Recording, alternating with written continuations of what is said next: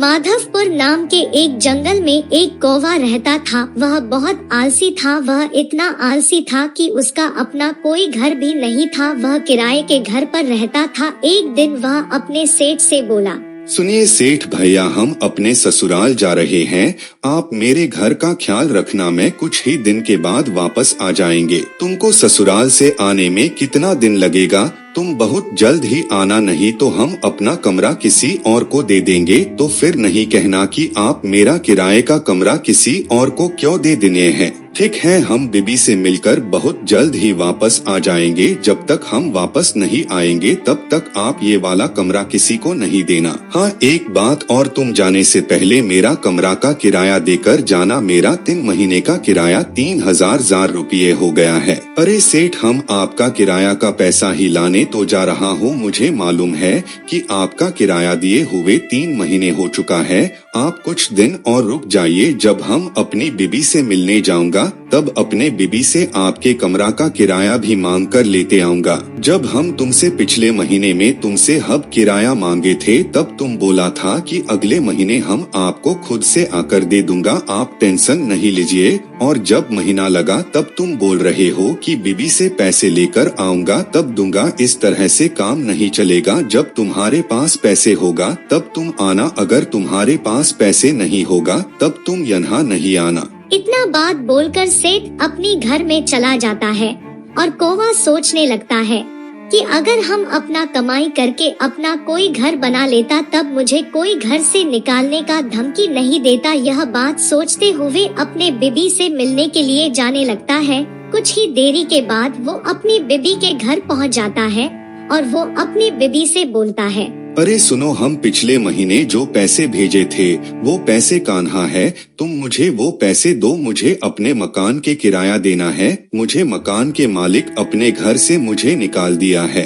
हम खुद आपसे पैसे मांगने के लिए आपके पास आने वाले थे। अगर आप आज नहीं आते तो हम कल आपके पास आ जाते। मेरे मकान के मालिक हमको से भी किराया मांग रहा था। ऐसा बात सुनकर वो और भी गुस्सा हो गया और मन ही मन में सोचने लगा कि अगर हम अपना किराया उसको नहीं दिया तो सेठ हमको वहाँ रहने नहीं देगा, और अगर ये किराया नहीं देगी तो इसका मकान मालिक भी इसे यहाँ नहीं रहने देगा। अब क्या किया जाए, पैसे कहाँ से लाया जाए, ये सब बात सोचने लगा। तभी उसकी पत्नी बोलती है, अगर हम दोनों ये दोनों बात कर ही रहे थे कि उधर से मकान के मालिक आ गया। तभी कौवा घर में छुप जाता है और कौवी बोलती है, बोलिए मालिक, क्या बात है? आज आप बहुत सवेरे आ गए हैं। क्या मैं सवेरे आकर कोई गलत काम किया है?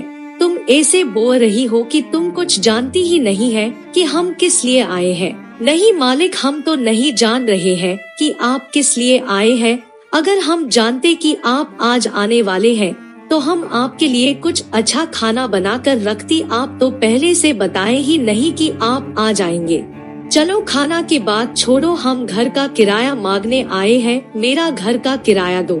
अरे आज हम अपने पति के पास जाकर आपका किराया लाकर दे देंगे। आप किराया के लिए टेंशन नहीं लीजिए। हम अपने पति के पास से आते ही सबसे पहले आपका किराया दे देंगे।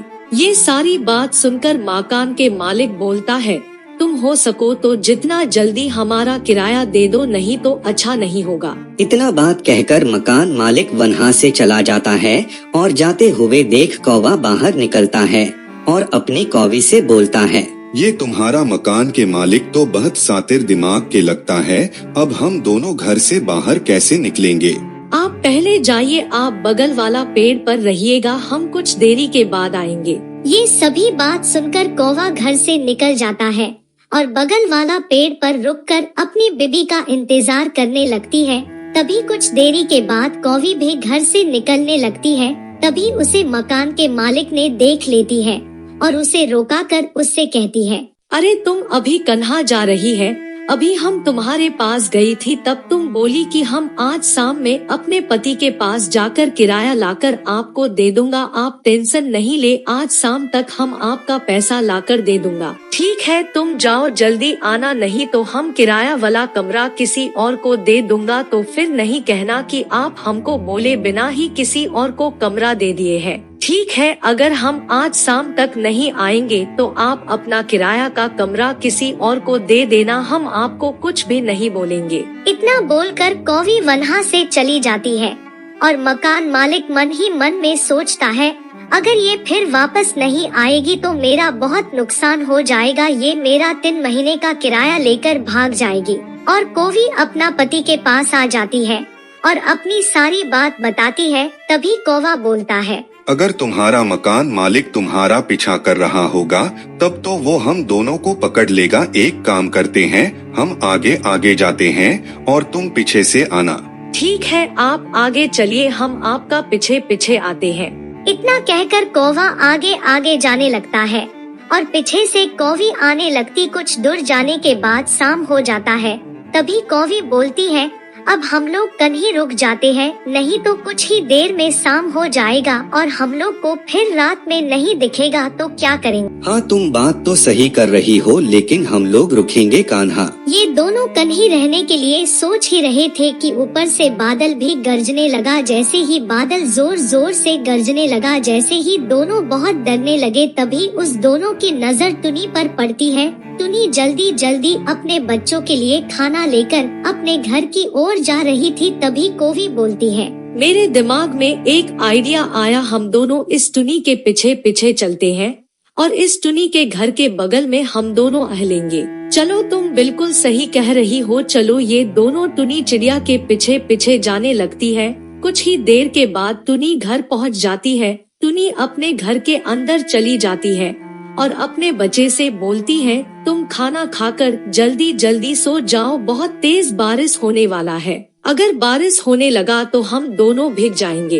हाँ, बात तो सही है, लेकिन हम दोनों कर भी का सकते हैं। आप तो अपना घर बनाए ही नहीं है कि हम लोग उसी घर में रह सकते हैं। अगर मेरा घर होता तो आज इतना डर कर नहीं रहना पड़ता। ये दोनों बहुत डर रहे थे। तभी टुनी चिड़िया अपने घर से इन दोनों की बात सुन लेती है और बाहर निकलती है और बोलती है, अरे कौवा, तुम यहाँ मेरे घर के बाहर क्या कर रहे हो? तुम्हें पता नहीं है कि इस जंगल में आज बारिश होने वाला है? तुम यहाँ से जाओ, तुम यहाँ बात कर रहे हो जिसके कारण मेरे बच्चे को सोने में परेशानी हो रही है। तुम यहाँ से जल्दी चले जा। ये सभी बात सुनकर कौवा और उसकी पत्नी को बहुत बुरा लगता है। कौवा वहाँ से जाने लगता है। तभी कौवी बोलती है, अरे टुनी दीदी, आप मुझे और मेरे पति को आज रात भर के लिए अपने घर में रहने दीजिए, हम सुबह आपके घर से चला जाऊंगा। ठीक है, चलो, आज तुम मेरे घर में रह लो, लेकिन तुम कल सुबह मेरे घर से निकल जाना। जैसे ही इसको रहने के लिए टुनी ने बोला, वैसे ही बहुत जोर से बारिश होने लगा। फिर टुनी जल्दी से अपने घर में चली जाती है और पीछे से कौवा कौवी भी घर के अंदर चली जाती है और बाहर में बहुत तेज बारिश होने लगा। तभी टुनी की बेटी टुनी से बोलती है, मम्मा, ये दोनों कौन है और ये दोनों हमारे घर में क्यों आए हैं? क्या ये दोनों को अपना घर नहीं है जो हमारे घर में आए हैं? ये दोनों अपना घर ही जा रहे थे, तभी बारिश होने लगा, इसीलिए हम ये दोनों को यहाँ बुला लिए हैं। ये दोनों सिर्फ एक रात के लिए हमारे घर में रुकेंगे और कल सुबह ये दोनों अपना घर चले जाएंगे। कुछ देरी के बाद सभी पंछी सो जाते हैं, लेकिन बारिश बंद नहीं हो रही थी और इधर तोता भी कौवी के इंतजार कर रहा था और उधर गिद्ध भी इंतजार कर रहा था। वो दोनों भी सो जाते हैं। जब सुबह हो जाता है तब तोता और गिद्ध दोनों मिलकर कौवा और कौवी को खोजने के लिए निकल जाते हैं और इधर कौवा कौवी भी टुनी के घर से निकल जाते हैं और नई घर बनाने के लिए एक पेड़ नीचे आराम कर ही रहे थे कि उधर से तोता और गिद्ध दोनों आ जाते और दोनों मिलकर उसे बहुत मारते हैं। उन दोनों को मारकर घायल कर देते हैं और बोलते हैं, अगर तुम्हारे पास पैसे नहीं थे तब नहीं देता, तुम झूठ बोलकर वहाँ से क्यों भागा? इतना बोलकर गिद्ध और तोता दोनों वहाँ से चले जाते हैं। इस कहानी से हमें यह सीख मिलती है कि कभी भी किसी से झूठ नहीं बोलना चाहिए।